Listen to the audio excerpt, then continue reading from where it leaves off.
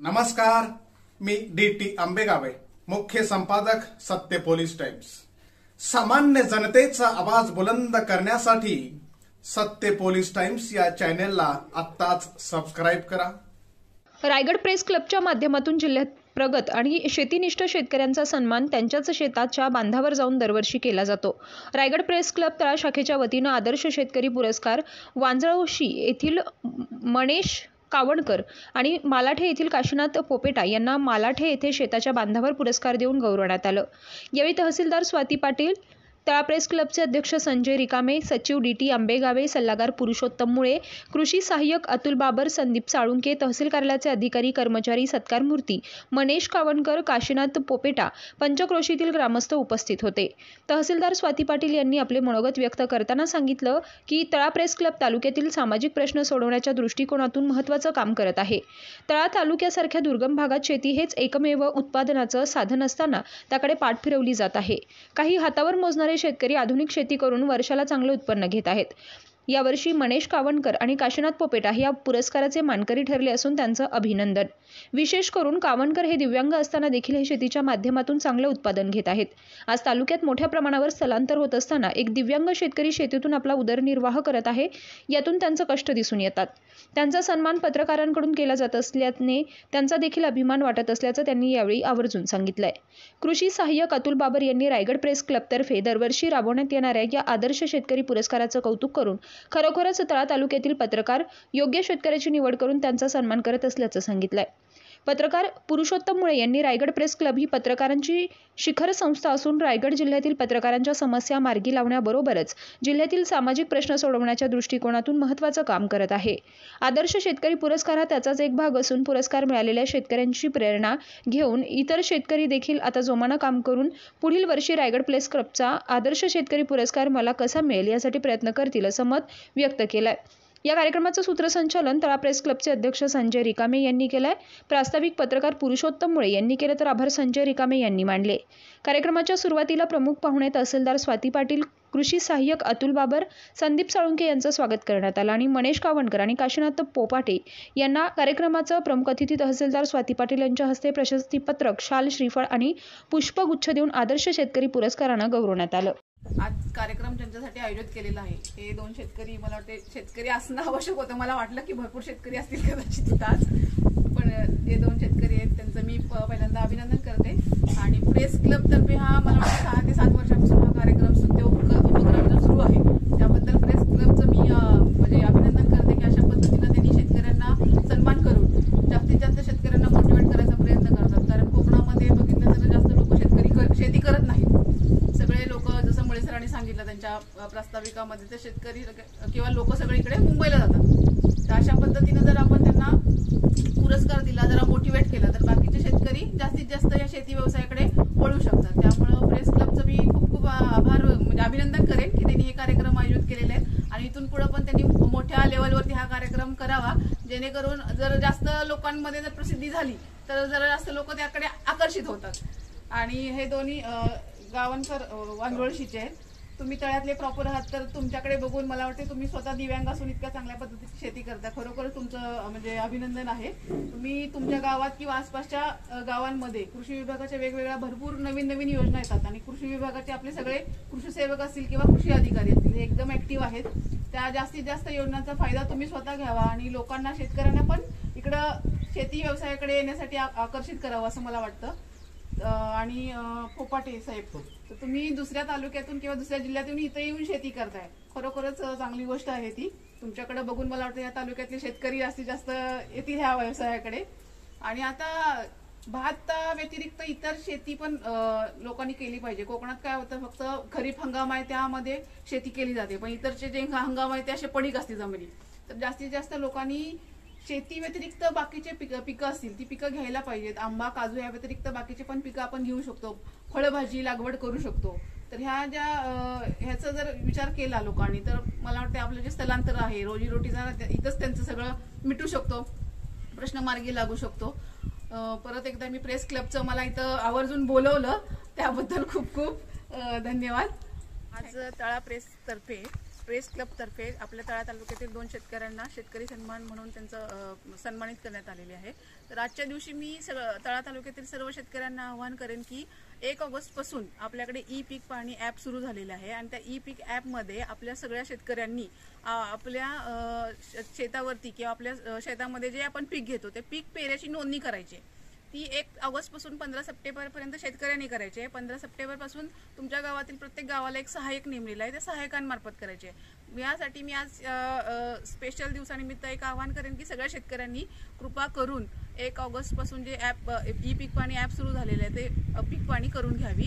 आणि ही जर पीक पाणी केली नाही आपल्याला तर आपल्याला कुठल्याही शासकीय योजनेचा लाभ मिळणार नाही, जसं की पीक विमा योजनेचा लाभ आपल्याला मिळणार नाही, शेती नुकसान जे होतं त्याचं जे आपल्याला नुकसान भरपाई आहे ती मिळणार नाही। त्यामुळे मी परत एकदा आवाहन करेन की सगळ्या शेतकऱ्यांनी आपली पीक पाणी लावून घ्यावी। मॅडम, ही प्रक्रिया कशी आहे पीक पाणी करण्याची? हे ऑनलाईन ॲप आहे ई पीक म्हणून, ई पीक DCS ॲप व्हर्जन 3 हे ॲप तुम्ही आपल्या अँड्रॉइड मोबाईलमध्ये डाउनलोड करून घ्यायचं आहे आणि रजिस्ट्रेशन करून तुम्ही त्याच्यामध्ये आपली ई पीक पाणी नोंदणी करू शकता। यासाठी आपल्याला प्रत्येक गावामध्ये आपण एक सहाय्यक नेमलेले आहेत। तुम्हाला काय अडचण असेल तर तुम्ही त्या सहाय्यकांशी विचारू शकता किंवा तुमच्या गावातले तलाठी असतील तलाट्यांशी तुम्ही संपर्क करू शकता। यामध्ये आम्ही सगळ्या सहाय्यकांना प्रशिक्षण दिलेलं आहे। मागच्या 15 दिवसापूर्वी सगळे सहाय्यक असतील किंवा तलाठी असतील यांना प्रशिक्षण दिलेलं आहे आणि हे प्रशिक्षण ते प्रत्येक सहाय्यकाला आपण गावोगावी स्वतः प्रशिक्षण घेण्यासाठी सांगितलेलं आहे। तर तुम्हाला काही अडचण असेल तर तुम्ही तुमच्या गावातील सहाय्यक किंवा तुमच्या संबंधित सजेचे तलाठी असतील यांच्याशी संपर्क केला तर तुम्हाला ही प्रक्रिया स्वतः ते गावामध्ये येऊन सांगू शकतील।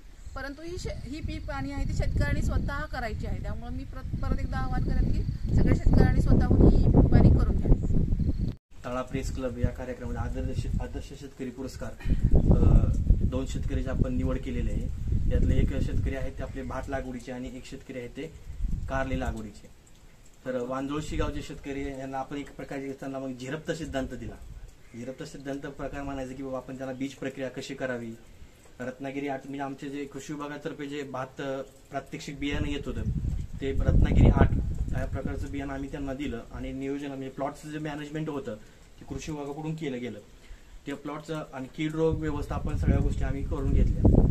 त्यांना एक प्रकारे झिरप्त सिद्धांत असं सांगावं म्हटलंय पुरुषांना जी बीज प्रक्रिया कशी करावी आणि आपलं उत्पादन खर्च कसा कमी करावा त्या दृष्टिकोनातून आम्ही जे स्वतःपाशी आपल्याला 1 वर्ष उत्पन्न झालेलं बियाणं कसं ठेवता येईल, म्हणजे सुरुवात करतानाच भाताचं उत्पन्न बियाण्याचे पैसे आपल्याला वाचतील त्याप्रमाणे गावामध्ये त्यांना आम्ही बीज प्रक्रिया करायला शिकवली। त्या बीज प्रक्रियेचा उपयोग त्यांनी ह्या वर्षी देखील केला आणि स्वतःच्या घरचं बियाणं वापरून ह्या वर्षी देखील त्यांनी रत्नागिरी 8 बियाणं वापरून त्यांनी भात शेती व्यवस्थित केलेली आहे। तसं एक कारल्याच्या पद्धतीत बोललं तर त्या कारल्याची पद्धत पण इथं कुठं नव्हती। आम्ही इथं जवळजवळ बेलगर साईडला चरळी गोळवाडी असेल आणि आपले मलाटे शेतकरी का आमनसरी जी व्हरायटी आहे ती पण योग्य प्रकारे त्यांना नियोजन कीड रोग वगैरे याबद्दल आम्ही मार्गदर्शन करून त्यांना प्रोत्साहित केलं। अशा प्रकारे यांनी इथून पुढे अशी शेती चांगल्या प्रकारे करून इतर शेतकऱ्यांना त्यांना चांगला मोलाचा सल्ला देऊन त्यांना पुढे ते आता आपण तालुक्याच्या पातळीवर गौरवण्यात आले तसे ते पुढल्या वर्षी जिल्हा पातळीवरून गौरवण्यात यावे अशी माझी अपेक्षा आहे आणि माझे 2 शब्द संपतो। असे सधन लोक आहेत ते ग्रामीण भागामध्ये जागा घेऊन शेती व्यवसायाकडे वळत आहेत। खरं म्हटलं तर त्याचा निश्चित आपल्या सगळ्यांना आनंद असला पाहिजे। कधी कधी गांधीजी म्हणायचे की शहराकडून ग्रामीण भागाकडे चला आणि खऱ्या अर्थानं भारत किंवा खऱ्या अर्थानं देश कुठे आहे तो पाहण्याचं काम जर आपण केलं तर ते ग्रामीण भागामध्ये परंतु काय परिस्थिती होत चाललेली आहे मला कल्पना नाही। अनेक आपल्या भागातले शेतकरी जमिनी विकून शहराकडे चाललेले आहेत। शेती करताना खूप होतो आणि भात पिकाचं मिळणारं जे उत्पन्न आहे त्यातून मिळणारं कमी प्रमाणात आता कोकणाला मॅडम मुंबई जवळ असल्यामुळे सगळे मुंबईकडे पळतात। 10वी पास झाला की चालला मुंबईला, 12वी पास झाला की चालला मुंबईला। मग तिथं मुंबईमध्ये गेल्यानंतर कशी त्याला 10-12, 15 हजाराची नोकरी आणि शिक्षण काय वगैरे आहे ते सगळं करतो। कुटुंबातला एक माणूस मुंबईत जातो, तो गेला की त्याच्या पाठवर त्याची पत्नी जाते, पत्नी गेली की त्याच्या कुटुंबात असणारी मुलं जातात। कसेही महिन्याला 60-70-80 हजार रुपये त्यांचं उत्पन्न तयार होतं आणि त्यांची गुजराण चांगल्या प्रकारे होतं। ही कोकणाकडच्या लोकांची आजची परिस्थिती आहे। म्हणून कोकणाकडच्या जमिनी जवळपास बिल्डर लोकांनी म्हणूया किंवा अशा सधन लोकांनी म्हणा घेतलेले आहेत आणि ते आता या व्यवसायाकडे वळलेले।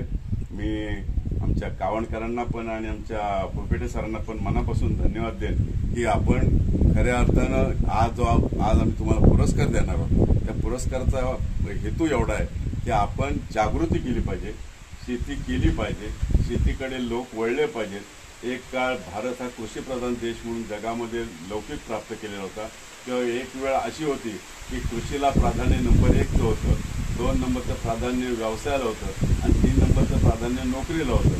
तर आता परिस्थिती बदललेली आहे. आता परिस्थितीनुसार 1 नंबर आली नोकरी, 2 नंबर आला व्यवसाय आणि 3 नंबर आले कृषी. तर आपल्या परिसरातल्या लोकांनी त्या पाण्याचा चांगला शेतीसाठी उपयोग केला पाहिजे असं मला वाटतंय.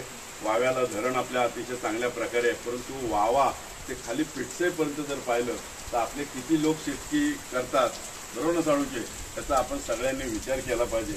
बाहेरचे लोक येऊन कारल्याचं उत्पन्न घेतात, पण आपल्या भागातले लोक घेत नाहीत. आर्थिक बाजू आपली मजबूत व्हायला वेळ लागणार नाही, तर आपला शेतकरी हळूहळू आळशी बनत चाललेला आहे काही हेही कळत नाही. त्याचं आत्मपरीक्षण आपण सगळ्यांनी केलं पाहिजे. म्हणजे आपल्या दोन्ही शेतकऱ्यांना मनापासूनची प्रेस क्लबच्या वतीनं विनंती असेल की आपण आवर्जून शेतीकडे वळा आणि शेती कशी चांगली आहे हे लोकांना समजून सांगा, आणि जे गेलेले आपले मुंबईकडे लोक आहेत ते पुन्हा आपल्या इकडे आले पाहिजेत अशी माझी तुम्हाला विनंती असेल. मी ज्यावेळेस इथे आलो त्यावेळेस ही जमीन घेतली त्यावेळेस इथे काही नव्हतं. अशी काटेरी झुडपं वगैरे ते साफ करून वगैरे 200 ते 250 300 झाडं लावली. आणि नंतर हळूहळू 5 वर्षांनी चांगला रिझल्ट आला आणि कृषी अधिकाऱ्यांनी मला सहकार्य केलं. त्यावेळेस वाटकर सर होते, पोलीस साहेब होते, त्यावेळेस सर्वांनी सहकार्य केलं चांगलं. आणि मला पुरस्कार दिल्याबद्दल कृषी विभागाच्या बाबासाहेबांनी मला चांगलं नियोजन सांगितलं आणि त्या पद्धतीने मी चांगल्या पद्धतीने शेती करून त्याच्यामध्ये गुंठ्याला 100 किलो भात उत्पादन केलं. आणि सरासरी म्हणजे चांगला रत्नागिरी 8 नंबर भात 8 नंबर होता, चांगला होता. आणि व्यवस्थित लागवड वगैरे करून खत पाणी हे सर्व करून मी त्यांना व्यवस्थित. तुम्ही किती एकर मध्ये शेती करताय? 36 गुंठ्यामध्ये 36 गुंठ्याची जागा होती. वर्षाला उत्पन्न किती होतं?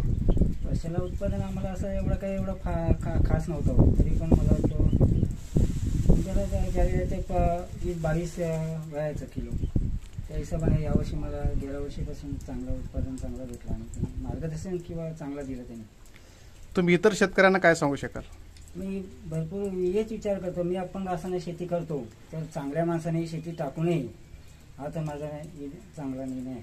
आणि मी सगळ्यांना सहकार्य करतो गावामध्ये, पण तुम्ही नाचणी करा, वरी करा, जागा कुठे वसा टाकू नका हेच सांगत असतो मी सगळ्यांना. सामान्य जनतेचा बुलंद आवाज, सत्य पोलीस टाइम्स.